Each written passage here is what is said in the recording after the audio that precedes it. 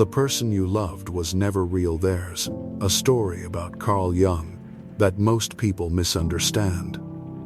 A woman once came to him completely shattered by betrayal. She kept repeating the same sentence over and over, "I don't understand how they could do this to me." She wasn't crying because someone had lied to her, she was crying because the person she'd imagined never actually existed. Jung noticed something disturbing.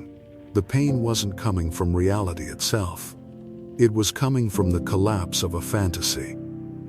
Deep down, the human mind does something dangerous with people it admires, loves, fears, or desires. It fills in the missing parts.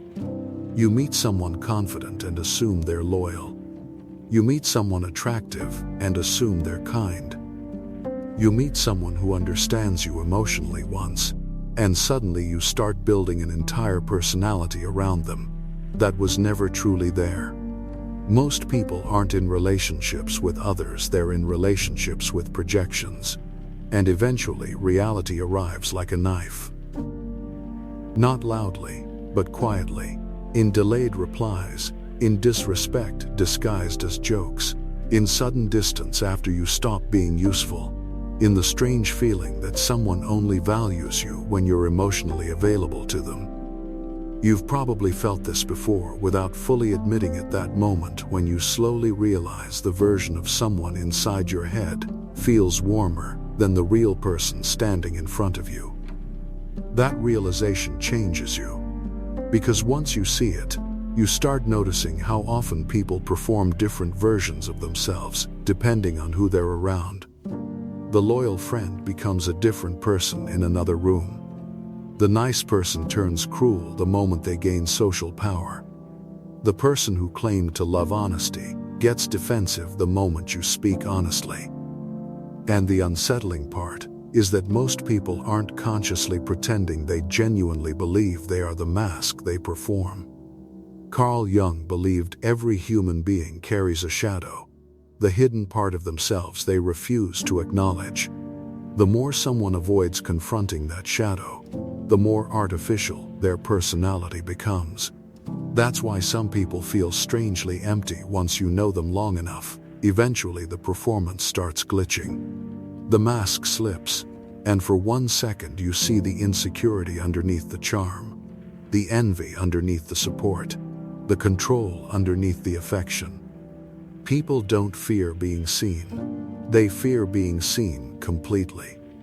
Maybe that's why the moment you stop romanticizing people feels so unsettling. You realize how much of your suffering came from loving illusions your own mind created for them. What patterns reveal after that realization? Something subtle begins changing inside you. You stop listening only to words and start studying patterns. And patterns reveal what people spend their entire lives trying to hide. You notice how some people only become affectionate when they feel you pulling away. How respect suddenly appears after distance. How attention increases the moment you stop chasing it. It becomes impossible not to see. Human behavior is deeply reactive. Most people don't value what is present, they value what feels difficult to secure. That's why kindness is often ignored until it disappears. And kindness without boundaries quietly teaches people how to use you. What's frightening is how early this conditioning begins. In school, you probably saw it without understanding it, the quiet student becoming the target simply because they tolerated disrespect. The confident person receiving admiration despite treating others poorly. The one who constantly sacrificed for everyone slowly becoming invisible, as if human beings unconsciously organize themselves around power long before morality enters the picture. Jung believed that what people reject in themselves gets projected onto others. And once you understand projection, social life becomes psychologically disturbing. The insecure accuse others of seeking attention. The dishonest obsess over loyalty. The controlling call themselves protectors. The people most terrified of abandonment often become the ones who emotionally suffocate others. Everyone reveals themselves eventually, not through confession, but through repetition. That's why awareness changes your relationships permanently. You stop judging isolated moments and start observing consistent behavior over time. And consistency exposes reality, the friend who only contacts you during a crisis, the person who subtly competes with you in every conversation, the relationship where vulnerability somehow always becomes ammunition later. At first, these realizations hurt, because your mind wants to defend people, especially the ones you've invested emotion into. So you rationalize everything. They're just stressed. They didn't mean it. That's just how they are. But eventually a darker thought enters your mind.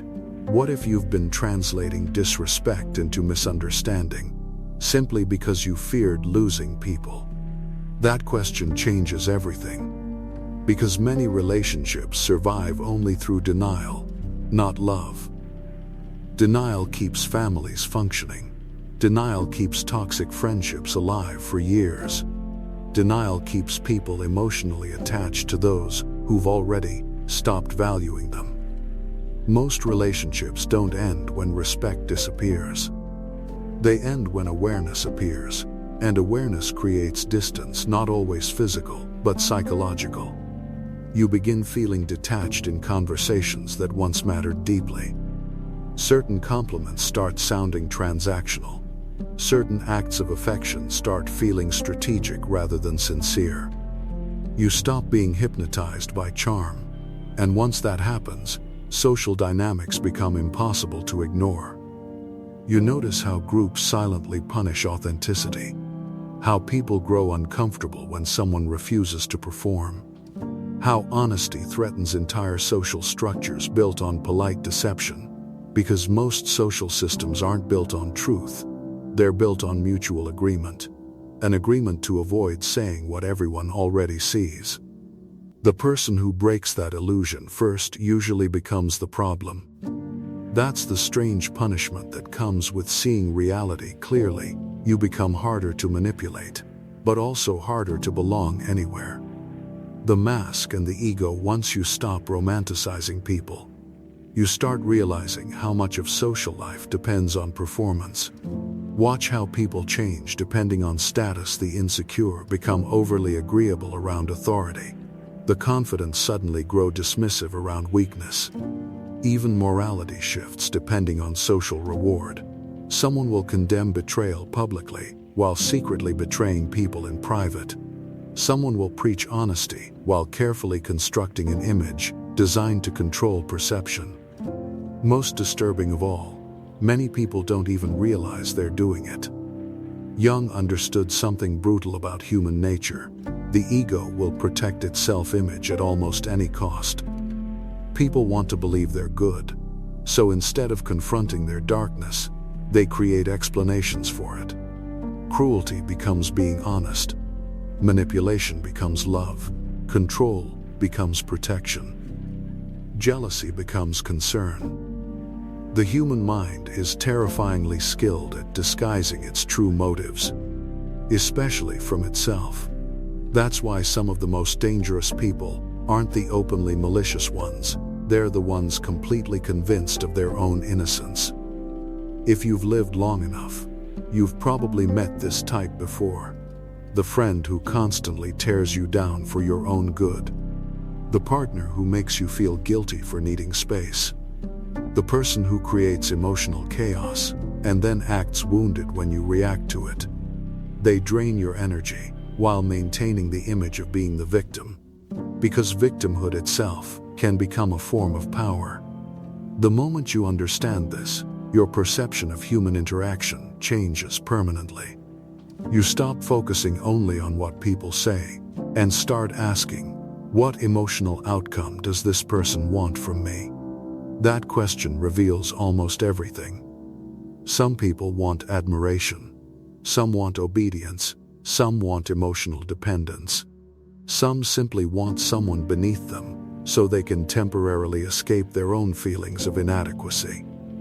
People rarely seek connection as purely as they claim. Often they seek regulation, a way to soothe an emptiness they cannot face alone. Unconscious contracts. This is where the illusion of romance begins collapsing too, because many relationships aren't built on love, they're built on unconscious psychological contracts. I will make you feel valuable if you make me feel wanted. I will save you if you never leave me. I will admire you if you protect me from loneliness. That's why people change so suddenly, once the emotional transaction stops benefiting them, not because they became different overnight, but because the mask was attached to a condition, and conditions eventually reveal themselves. You see this most clearly after success, failure, or transformation. Become successful, and hidden envy appears. Become vulnerable, and hidden disrespect surfaces. Set boundaries, and hidden entitlement reveals itself. Nothing exposes human nature faster than changing the role people assign to you. The quiet person becomes confident. The agreeable person starts saying no. The insecure person begins healing, and suddenly the people who claim to love them grow uncomfortable. Why? Because some relationships were unconsciously built around your weakness. People don't always love who you're becoming. Sometimes they love who you used to be, when you were easier to control. That realization doesn't make you hate humanity, it simply removes the fantasy.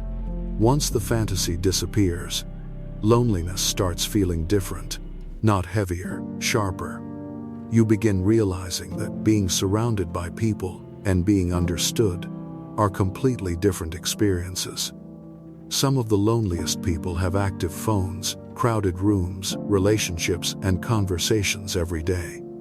But nobody around them truly sees them beyond utility, identity, or expectation. Maybe you've felt this before, without knowing how to describe it, that strange exhaustion after socializing. The feeling that you were present physically, but absent psychologically. As if you'd spent hours performing a version of yourself that kept everyone comfortable, while the real you stayed hidden underneath. The roles we're assigned young believed that the greatest burden a child must bear is the unlived life of the parents, but the same pattern continues everywhere in adulthood too. Society rewards masks early.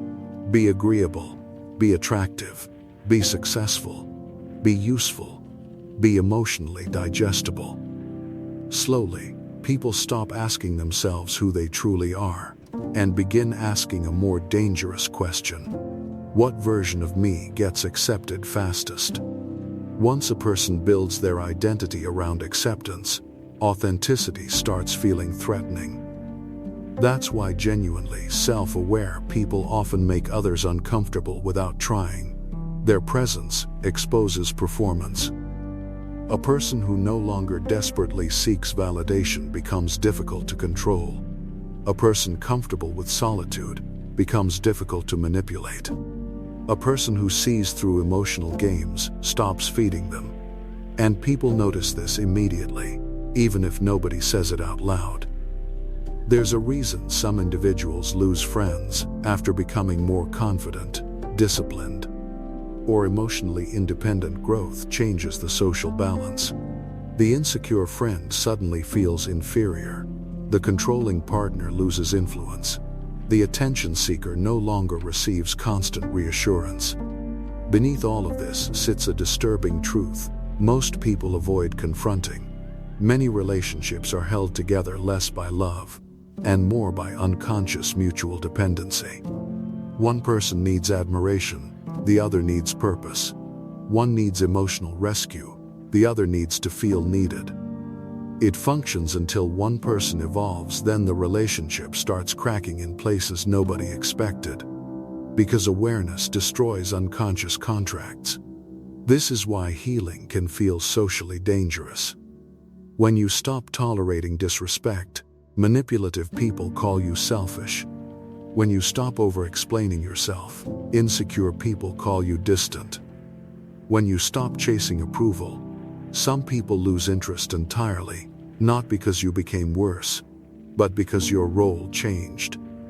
Most human relationships are far more role-based than people want to admit. The funny friend, the strong one, the listener, the helper. The moment you stop performing your assigned role, people react as if you violated an invisible agreement, because in many cases, you did. The terrifying realization is that very few people actually want complete authenticity. Because complete authenticity disrupts social comfort. Imagine if everyone openly admitted their jealousy, insecurity, need for validation, hidden resentment, fear of abandonment, and desire for control. Most relationships would collapse under the weight of that honesty. So society survives through partial truth, carefully managed masks, polite performances, mutual avoidance. Seeing too clearly, the person who begins seeing this clearly often goes through a strange psychological shift. They stop feeling shocked by human behavior because they finally understand it. But understanding human nature too deeply creates a dangerous temptation. Detachment, not peaceful detachment, but cold detachment. The kind where you begin expecting manipulation before kindness, self-interest before loyalty, performance before sincerity. At first it feels intelligent, protective. You tell yourself you've finally woken up, that you see people for what they are now. But this is where many people misunderstand Jung completely. Because seeing the darkness in others is only half the journey. The real reckoning begins when you recognize the same darkness inside yourself. That moment usually arrives quietly. You catch yourself enjoying someone's failure, feeling secretly validated when another person becomes insecure around you, withholding affection to regain control, performing confidence while hiding fear, pretending not to care because caring feels dangerous. And suddenly the image of yourself as different starts collapsing too. That's the shadow Jung warned about, not evil, but hidden humanity. The parts of yourself you separated from your identity because they felt unacceptable. Jealousy, neediness, ego, manipulation, cruel fantasies, the desire to dominate, the desire to be worshipped, the desire to be chosen over others. Most people spend their entire lives pretending these impulses don't exist. But repression doesn't destroy darkness, it buries it alive. And buried things influence behavior from underneath. That's why people who appear morally superior are sometimes the most psychologically dangerous. Their shadow becomes so denied that it leaks out unconsciously through passive aggression, emotional control, judgment, or hidden resentment. The more desperately someone needs to appear innocent, the more carefully you should observe them.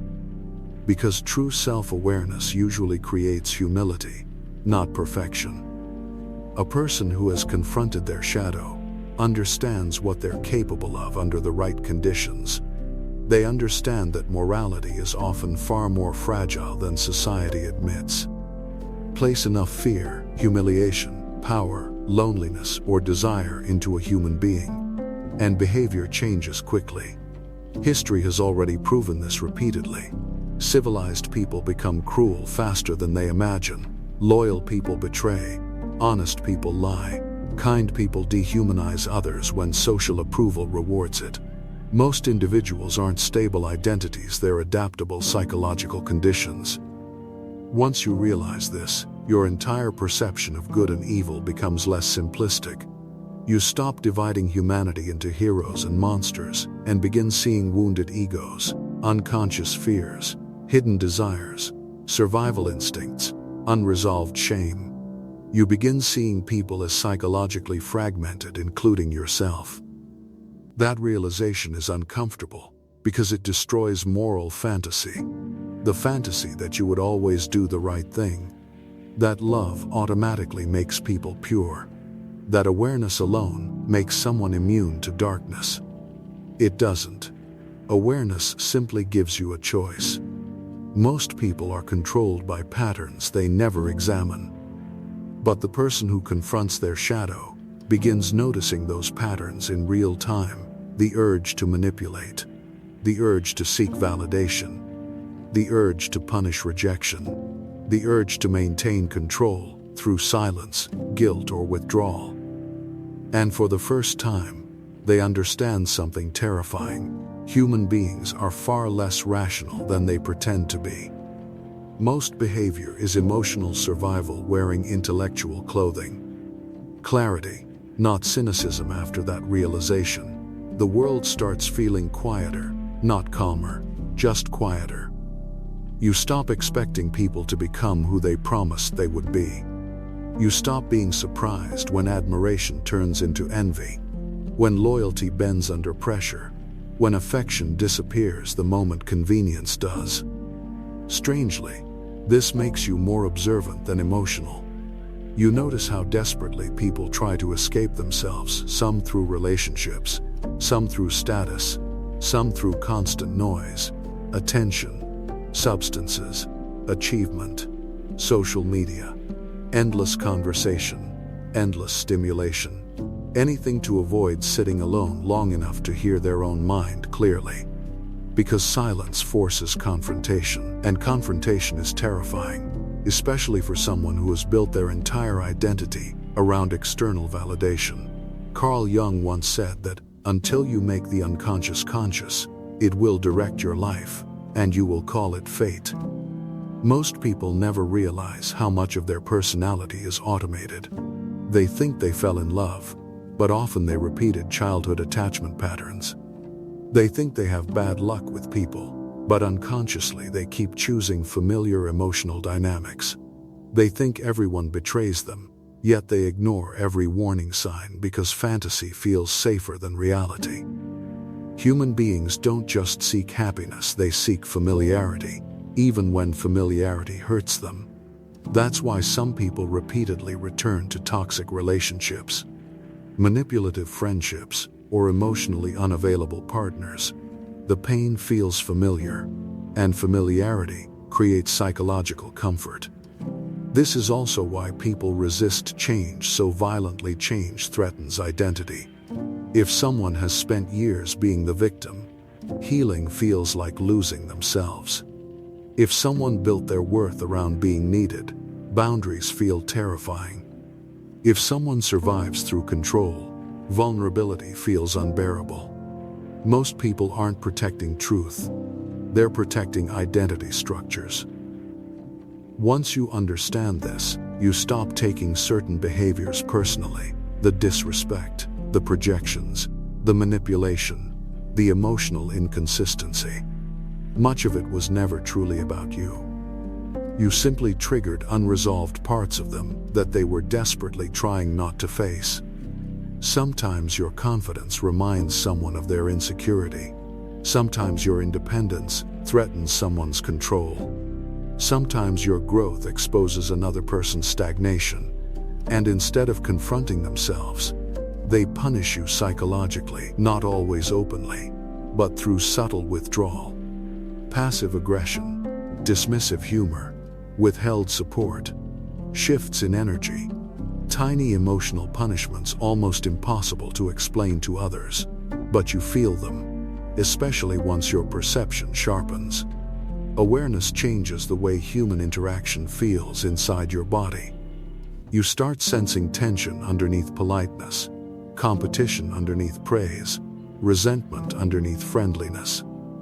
The social mask becomes transparent, and that transparency can become isolating if you're not careful. Because eventually a dangerous thought appears: if everyone is wearing masks, is genuine connection even real? That question sits in the mind like poison. Some people grow cynical after this stage: cold, emotionally unreachable, convincing themselves that trust is weakness and detachment is intelligence. But Jung believed something deeper. The goal was never to become naive, nor cynical. It was to become conscious, to see human nature clearly, without losing your own humanity in the process. That balance is far rarer than people think, because once you truly see reality, you can never fully return to illusion again. You start understanding why some conversations suddenly feel empty, why certain smiles feel rehearsed, why some people only love the parts of you that benefit them, and why, deep down, almost everyone is fighting a private psychological war they rarely admit out loud.